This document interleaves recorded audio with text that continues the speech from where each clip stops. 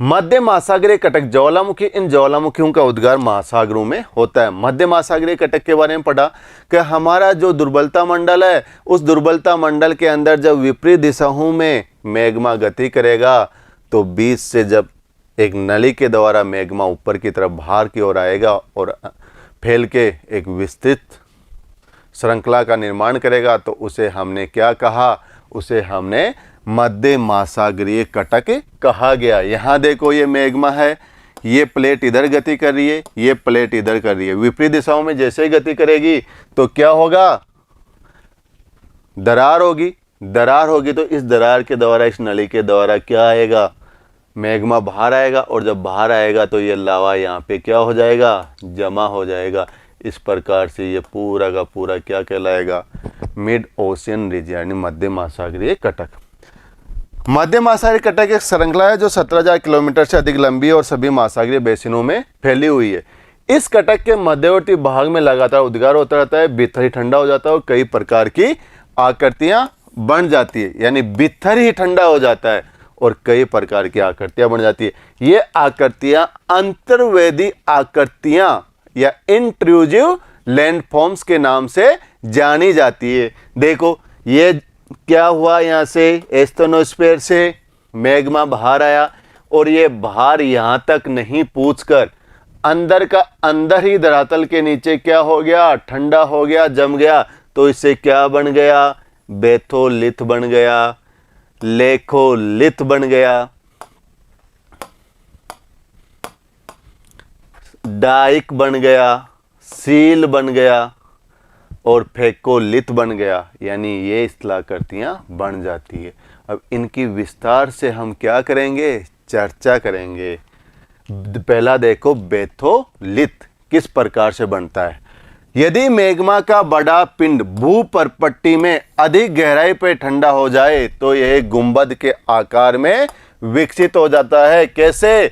गुंबद के आकार में। यानी जो हमारा क्रस्ट है, भूपर्पट्टी है, उसके नीचे की ओर अधिक गहराई पे ही ये मैग्मा क्या हो गया? ठंडा हो गया। तो ये किस प्रकार के आकार में? गुंबद के आकार में। ये देखो गुंबद के आकार में क्या हो गया? विकसित हो जाता है। तो उसे क्या कहा गया? उसे बेथोलिथ कहा गया। ये देखो नीचे ये गुंबद के आकार में पूरे के पूरे में ये क्या हो गया? जमा। तो इसे क्या कहा गया? बेथोलिथ कहा गया। अब ये अंदर जमा हो गया और क्रस्ट कहाँ रह गया? ऊपर रह गया। क्रस्ट कहाँ रह गया? ऊपर। और आकृति कहाँ बन गई? क्रस्ट के नीचे गहराई के अंदर। मगर कई बार क्या होता है? अनाच्छादन प्रक्रिया, डेनुडेशन प्रोसेस। डेनुडेशन प्रोसेस में क्या शामिल किया था? Weathering and erosion. अपक्षय और अपर्दन दोनों को क्या कहा गया था? अनाच्छादन। यानी उसमें अपक्षय भी होगा। अपक्षय का मतलब क्या? भौतिक व रासायनिक प्रक्रमों के द्वारा कोई चट्टानी पदार्थ अपने स्थान पे, स्व स्थान पे टूटकर विखंडित हो जाती है तो उसे क्या कहा गया था? अपक्षय। और वो जो टूटे हुए मलबे को, चट्टानी टुकड़ों को एक स्थान से दूसरे स्थान पर स्थानांतरित कर दिया जाता है किन्हीं कारकों के द्वारा या प्रक्रमों के द्वारा, तो उसे अपर्दन कहा गया। तो उस भाग का क्या हुआ? जो भूपर्पट्टी के नीचे हो गया, भूपर्पट्टी का जो ऊपरा भाग है उसका अपक्षय हो गया, यानी वो चट्टानी टुकड़े टूट गए। और अपर्दन हो गया, यानी उनको वहां से बहा के दूसरे स्थान पे ले गए। और जैसे वो वहां से बह के दूसरे स्थान पे चले गए तो वहां जो क्रस्ट का ऊपरी भाग था वो हट गया। तो हमें जो नीचे बेथोलिथ बन गया था वो हमें क्या होने लग गया? दिखने लग गया। किसके द्वारा? अनाच्छादन के द्वारा। देखो अनाच्छादन प्रक्रियाओं के द्वारा ऊपरी पदार्थ के हट जाने पर ही धरातल पर प्रकट होते हैं। समझ गए धरातल पर कैसे प्रकट हुए? अभी मैंने समझाया ना। वैसे ये विशाल क्षेत्र में फैले होते हैं और कभी कभी गहराई इनकी कई किलोमीटर तक होती है। ये ग्रेनाइट के बने पिंड होते हैं, इन्हें बेथोलिथ कहते हैं, जो मैग्मा भंडारों के जमे हुए भाग होते हैं। किसके? ग्रेनाइट चट्टानों में। यानी जैसे बेथोलिथ बनेगा तो उनमें किस प्रकार की प्रधानता होगी खनिज की? ग्रेनाइट की। देखो ये पूरा का पूरा क्या हो रहा है? आपको बेथोलिथ दिखाई दे रहा है। आ गया समझ में? बेथोलिथ कैसे बनेगा? कि दुर्बलता मंडल से, मेंटल भाग से जब मैग्मा ऊपर आने की ओर गति करेगा तो कई बार क्या होता है कि मैग्मा क्या नहीं आ पाता, ऊपरी धरातल पे नहीं आ पाता, यानी भूपर्पट्टी के नीचे भाग में जमा हो जाता है। किस प्रकार से? गुंबद नुमा स्थलाकृति में। तो उसे हमने क्या कहा गया? बेथोलित कहा गया। किसके बने होते हैं? ग्रेनाइट के बने हुए होते हैं। कहाँ पे होते हैं? भूपर्पट्टी के निचले भाग में होते हैं। हमें कब दिखाई देंगे? जब यहाँ पे अनाच्छादन होगा। अनाच्छादन में क्या शामिल किया? अपक्षय और अपर्दन शामिल किया। जैसे इस पे अपक्षय और अपर्दन की गति होगी यहाँ पे ऊपरी भाग पे, तो अपक्षय के द्वारा ये चट्टानी भाग, ऊपर जो क्रस्ट का भाग है वो टूट फूट जाएगा, अपर्दन के द्वारा बह के ले जाया जाएगा, तो हमें बेथोलित दिखने लग जाएगा। कई बार एग्जाम में ये पूछा गया है कि जो अंतर्वेदी आकृतियां हैं ज्वालामुखी के द्वारा बनती है, उसमें गुंबदनुमा आकृति का कौन सा प्रकार है? तो हमें क्या लिखना है? बेथोलित। और कौन से खनिज से बनी हुई है? ग्रेनाइट खनिज से बनी हुई। और किन प्रक्रियाओं के द्वारा हमें वो दिखाई देगी? जब उस पे अनाच्छादन होगा तो दिखाई देगी। दूसरा देखते हैं लेखोलिथ। ध्यान रखना बच्चों, लेखोलिथ और लेपोलिथ दोनों अलग अलग आकृतियां हैं, कहीं दोनों को मिक्स मत कर देना। और यहाँ पे फे लग गया तो फेकोलिथ, फेकोलिथ भी अलग आकृति है। तीनों वर्ड ध्यान रखना, माइंड में बिठाना। ये गुंबदनुमा विशाल अंतर्वेदी चट्टान है जिनका तल समतल और एक पाइप रूपी वाहक नलिका से नीचे की ओर जुड़ा रहता है। ये देखो, इनकी आकृति धरातल पर पाए जाने वाले विस्तृत ज्वालामुखी के गुंबद से मिलती है। अंतर केवल यह होता है कि लेखोलिथ गहराई में पाया जाता है और मिश्रित ज्वालामुखी कहाँ पाई जाती थी? धरातल के ऊपर जब जम जाता था लावा तो उसे क्या कहते थे? मिश्रित ज्वालामुखी। वो भी कैसे होती थी? गुंबद के आकार में। दोनों में अंतर क्या है कि मिश्रित ज्वालामुखी तो धरातल के ऊपर पाई जाती है और लेखोलिथ धरती के अंदर पाया जाता है। कर्नाटक के पठार में ग्रेनाइट चट्टानों की बनी हुई ऐसे ही गुंबदनुमा पहाड़ियां हैं। इनमें से अधिकतर अब अपपतित हो चुकी है, जो धरातल पे देखी जाए। एक्सपोलिटेट क्या होता है? अपपतित। अपपतित का मतलब होता है ऊपरी भाग का हट जाना, यानी जैसे ही वो चट्टाने टुकड़े टूट के क्या हो गया? अपक्षय हो गया, अपर्दन तक बह लगे, तो वो धरातल पे देखी जाती है। ये लेखोलिथ और बेथोलिथ के अच्छे उदाहरण है। ये देखो आपका, ये आपका क्या है? ये पूरा का पूरा बेथोलिथ है। क्या दिख रहा है? बेथोलिथ। और अभी आपने देखा, और ये क्या है? गुंबदनुमा। जैसे इस नली के द्वारा यहाँ पे क्या हो गया? लावा का जमा हो गया। किस प्रकार से? इस प्रकार से गुंबदनुमा। तो ये क्या कहलाएगा? लेखोलिथ।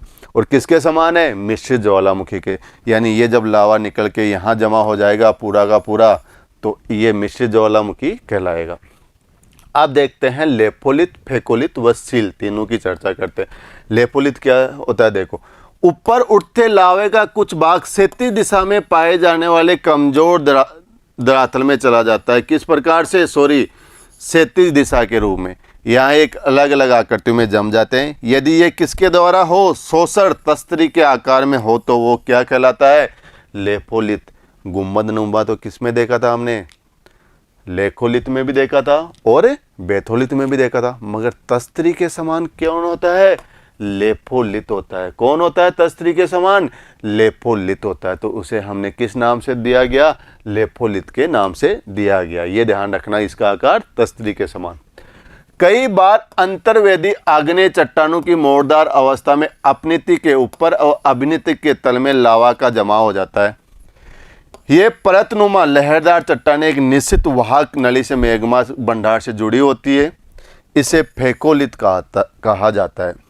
कई बार ये क्वेश्चन पूछा गया है कि लहरदार प्रारूप, लहरदार आकृति कौन सी स्थलाकृति बनाती है? यानी ज्वालामुखी जो अंतर्वेदी स्थलाकृति है उसमें लहरदार किसकी है? तो लहरदार किसकी है? फेकोलिथ की है। किसकी है? फेकोलिथ की। कैसे? यानी ये आपका क्या हो रहा है? इधर देखो, लावा का क्या हो रहा है? जमा हो रहा है। कैसा हो रहा है जमाव? लहरदार। ये देखो, यानी ये जो ऊपरी भाग है ये कहलाता है अपनति। क्या कहलाएगा? अपनति। और जैसे ये नीचे आएगा तो इसे कहते हैं अभिनति। यानी ऊपर उठे भाग को अपनति और नीचे भाग को अभिनति, एंटीक्लाइन और सिंक्लाइन। यानी ये अपनति और ये अभिनति, यानी ये ऊपरी भाग क्या हो गया अपनति और ये नीचा क्या हो गया अभिनति। इस अपनति के ऊपर देखो लावा का क्या हो गया जमाव हो गया। इस अभिनति में देखो क्या हो गया लावा का या मैग्मा का जमाव हो गया। यानी अपनति और अभिनति में दोनों का क्या हो रहा है मैग्मा का जमाव हो रहा है। तो इस प्रकार से ये जो लहरदार भाग है इसमें अपनति के ऊपर और अभिनति के ऊपर किसका जमा हो गया मैग्मा का। तो इस प्रकार से जो आकृति बनती है उसे हम क्या कहते हैं फेकोलित। और ये कैसी होती है लहरदार होती है। कैसी होगी लहरदार होगी। बच्चों अभी आरपीएससी के एग्जाम में ये फर्स्ट ग्रेड में भी पूछा गया प्रश्न है कि वह कौन सी ज्वालामुखी की अंतर्वेदी स्थला करती है जो लहरदार होती है। तो क्या कहोगे आप वो सर फेकोलित है। कैसे यानी इस प्रकार से ये आकृति बना रही है। अब इस अपनति भाग में और इस अभिनति भाग में मैग्मा का क्या हो रहा है जमाव हो रहा है। तो इसे क्या कहा गया इसे फेकोलित कहा गया। अंतर्वेदी आग्नेय चट्टानों में मकानों का क्षैतिज तल में एक चादर के रूप में ठंडा होना सील कहलाता है। अब एक चीज याद रखना कि यहाँ से क्या आपने ये आपको मैं समझाता हूँ। ये डायग्राम आपने देखा इस प्रकार से इस एस्थोनोस्फीयर दुर्बलता मंडल से क्या आ रहा है मैग्मा आ रहा है मेंटल भाग से। और ये हमारा क्या है स्थलीय भाग है जिसे हमने क्या कहा क्रस्ट या भूपरपट्टी का। इनकी सभी की एक बार चर्चा कर लेते हैं तो आपके दिमाग में क्या हो जाएगा याद हो जाएगा। यहां से क्या आ रहा है मैग्मा आ रहा है। जब मैग्मा क्या कह रहे हैं भूपरपट्टी के नीचे की गहराई में ही जम जाता है तो उससे जो स्थलाकृतियों का निर्माण होता है उन्हें किस नामों से जाना जाता है कोई फेकोलित कोई लेपोलित कोई सील कोई डाइक। इनसे जब ये मैग्मा ऊपर आया तो यहाँ पे ये इस प्रकार से गुंबदनुमा आकार में जमा हो गया और सबसे विशाल रूप में। तो उसे हमने क्या कहा उसको हमने बेथोलित कहा। क्या कहा हमने इसको बेथोलित कहा। अब इस नलिका के द्वारा और लावा मैग्मा आया और ये मैग्मा इस प्रकार से जमा हो गया गुंबद के आकार में जिसे हमने क्या कहा लेकोलित कहा। जब ये मैग्मा फिर यहाँ से निकला और कहाँ जमा हो गया इस लहरदार भाग में अपनति भाग में और अभिनति भाग में तो उसे हमने क्या कहा फेकोलित कहा।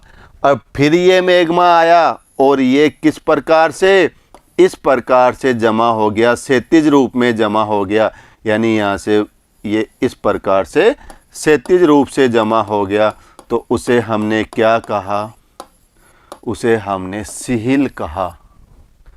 फिर ये मैग्मा यहाँ से निकल रहा है और ये ऊर्ध्वाधर रूप में जमा हो गया तो इसको हमने डाइक कहा। यानी ये इस प्रकार से स्थलाकृतियों का निर्माण होता है।